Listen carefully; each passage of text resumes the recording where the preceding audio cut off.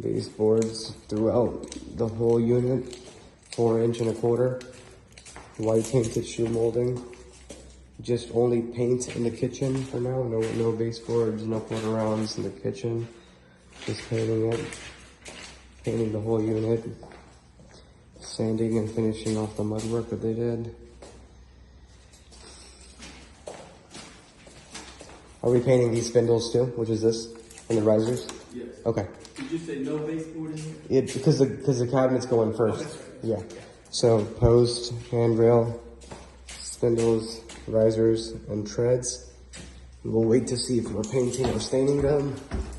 All these walls going all the way up, all the ceilings. Remove the old baseboard here, put the new ones in. Painting inside now.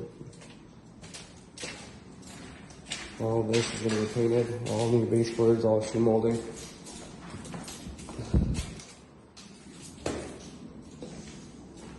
And then this bathroom as well. The grout. Remove the grout, regrout it. All the lower baseboards, finish the drywall working here too. Move this vanity over. Move the plumbing over.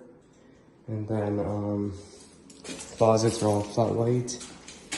Baseboards and shoe molding in there as well. There's all the woodwork in here.